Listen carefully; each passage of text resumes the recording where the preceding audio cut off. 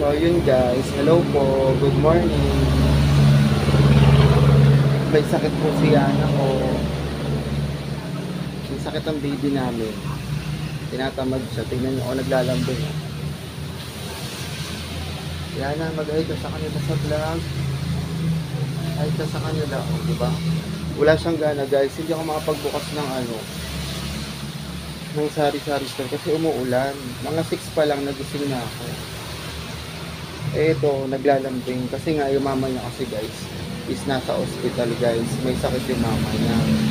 Ilang days na po nandun yung mama niya. Kaya, ayaw naman sumama niya sa iba.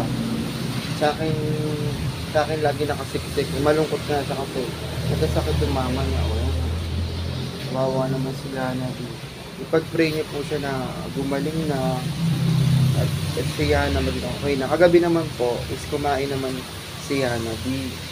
Yana B, tawag ka nila oh. Tawag ka, hello ka na sa kanila. Hi po. Sana po galing na mama. Flying kiss mo sila. Di ba? Wala siya gana. Kagabi guys, napakain ko na siya ng dalagnat kasi pinainom ko ng gamot. Tapos buti nga, kumain na siya ng kanin. Diba malungkot o kawawa naman o. Diba? Nag-aalaga sa kanya si mama daday niya. Diba? Sabi niya, hello guys. Hello kayo. Ayan, hindi siya makapagsalita kasi namimiss na niya yung mama niya. Ilang days na rin kasi. Wala naman kasing mag-alaga talaga. Tsaka iyak siya ng iyak. Dito ko siya pinatulog ko. Nung nagising siya kay nanay, umiyak na nang umiyak. Kawawa na, hindi ako makapagbukas. Kasi nga, ayaw magpababa. Baba ka muna, buksan natin yung tindahan, ha? Saglit lang ha, buksan natin yung tindahan. Baba ka lang, ha? O, diba? Ayaw niya magpababa. Ayaw magpababa ng beshi ko. Hey guys, ganito muna kami. Siguro pag tumila yung ulan, bubuksan ko na. Maaga ako nagising, mga 6 pa lang. Nagising na ako. Umiiyak siya. Nung kinuha ko, tumigil. Kasi love-love namin yan, diba? Love mo si Mama Daday. Love. Oh, diba? Love mo si Mama Daday. Kasi wala siyang mama ngayon. Si Mama Daday mo na yung mama niya. Tapos kumain nga po kami kagabi. Sabay kami. Ginawa ko guys, hindi siya kumakain. Nilagyan ko ng malunggay yung beef noodles. Ayun, napakain ko sa awa ng Diyos. Tsaka sabi ko, dasal ka yan para gumaling na mama mo, pati ikaw. Diba? Malungkot din siya yun. Nagkakaroon siya ng rashes guys. About daw to sa dugo pero papacheck up din namin. Ayun yung guys. Ayun yung niya, skin niya Tsaka pagka nag-alaga ka talaga ng bata, nagkasakit na ako, Diyos ko po. Ayun, kaya kailangan mo lang matinding sakripisyo talaga guys sa mga bata. Hinahantok pa siya. Kawawa talaga. Ayan. Kawawa naman ang bata. Mukhang inaantok pa siya. Sabi, inuuto ko na lang kasi pag di mo inuto yung bata, naku, iyak nang iyak. Alam niyo po ba maghapon iyak nang iyak. Kawawa naman. Kaya ang peg ng lola mo ngayon /yaya /tindera lahat na. Ayan, buti na nga lang tumatahimik siya pagka inuuto ko guys. Kailangan mo lang kasi utuin yung bata. Cute ng baby ko. Baby. So ayun lang guys, in-update ko lang siya sa inyo. May sakit si Yana B. Kawawa naman. May sakit yung mama niya, pati siya may sakit din. Diyos ko, nakakaloka. Matinding gastusan na naman, nakakaloka. So ayun, update ko lang kayo dito sa akin. Ganun pa rin naman guys.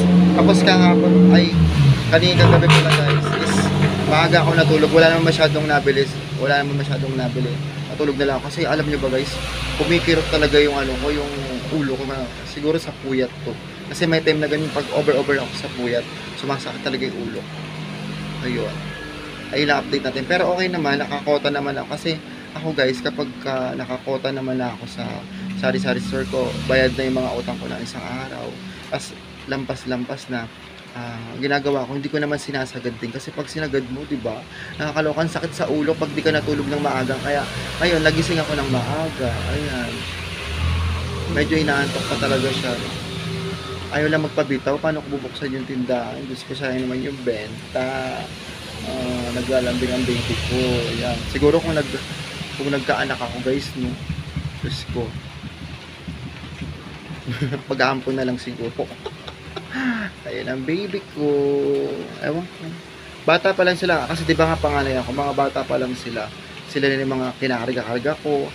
Nagsimula Bettina, yung mga kapatid ko na bunso.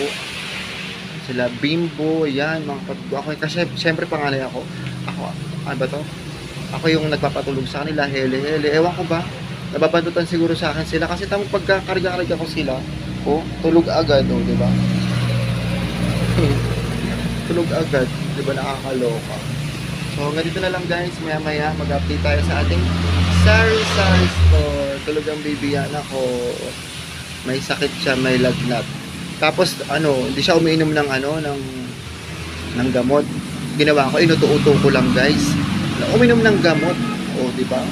Siya pa mismo uminom ng gamot.